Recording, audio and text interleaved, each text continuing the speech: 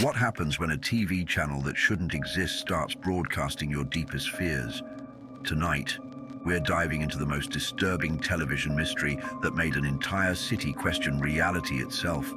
Three people watched Channel 66 on the same night. Only one survived to tell this story, and even they're not sure what's real anymore. In the dead of winter, when static fills the airwaves and old televisions pick up signals from places that don't exist, something sinister began, broadcasting in the forgotten corners of cable TV. Channel 666 wasn't supposed to exist. It wasn't on any programming guide, didn't belong to any network, and according to every telecommunications company, it was impossible. Yet there it was, flickering to life in the homes of unsuspecting viewers, showing them things that would forever change how they saw the world around them. Marcus had always been obsessed with finding hidden television channels. As a lonely cable technician working the night shift, he spent his evenings scanning through static-filled frequencies, hoping to discover something, anything, that would break the monotony of his isolated existence. His small apartment was filled with vintage televisions, each one tuned to different dead frequencies, creating a symphony of white noise that had become his only companion. On that particular February night, while adjusting the antenna on his oldest television set, the static suddenly cleared. Channel 666 materialized like a wound in reality itself. The screen showed what appeared to be his own living room, but something was wrong.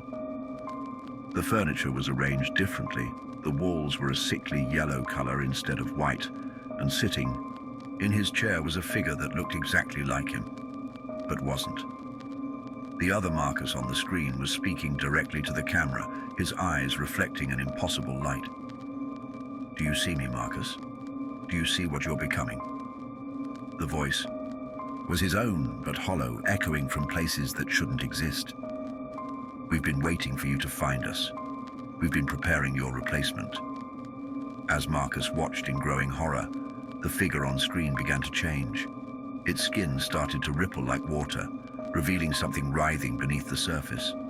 The face remained his, but the eyes were becoming holes, dark voids that seemed to pull at his consciousness through the screen. The television began to emit a low humming sound that made his teeth ache, and he realized that the static from his other televisions had synchronized into a rhythmic pattern, like a heartbeat. The room temperature dropped suddenly, and Marcus noticed his breath forming clouds in the air. But it wasn't cold that was making him shiver. It was the growing realization that the figure on Channel 666 was mimicking his every movement with a slight delay, as if learning, adapting, becoming more real with each passing second. The transmission continued for 7 days straight, never stopping, never changing channel. Marcus found himself unable to look away, unable to sleep, unable to eat. The figure on the screen had become more refined, more perfect, more him than he was himself. It would speak to him in conversations that felt like memories he'd never had, about places he'd never been, about a life he'd never lived but somehow remembered. On the 7th night, Marcus realized he was no longer alone in his apartment. Standing behind his reflection in the bathroom mirror was the other Marcus, the one from Channel 666. But this time, he wasn't on the screen. He was right there, in the room, breathing the same air, existing in the same space. "The transmission is almost complete," the other Marcus whispered, his voice coming from everywhere and nowhere at once.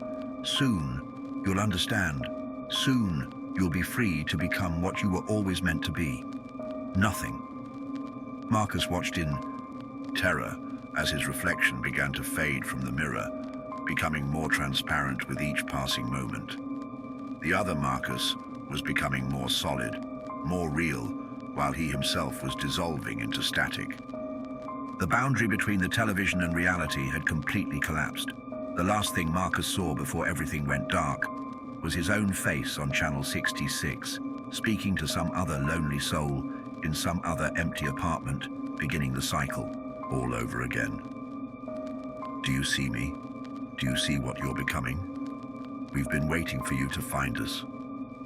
The channel continues to broadcast, searching for its next viewer, its next replacement, its next victim to add to its impossible transmission. And somewhere, in the space between channels, in the static between signals, Marcus still exists. Not alive, not dead, but something far worse. Forgotten, replaced, and forever broadcasting his own disappearance to anyone unfortunate enough to tune in. If you enjoyed this descent into digital madness, smash that like button and subscribe for more terrifying tales that blur the line between reality and nightmare. Share this video with someone brave enough to handle the truth about what really lurks in the static between channels.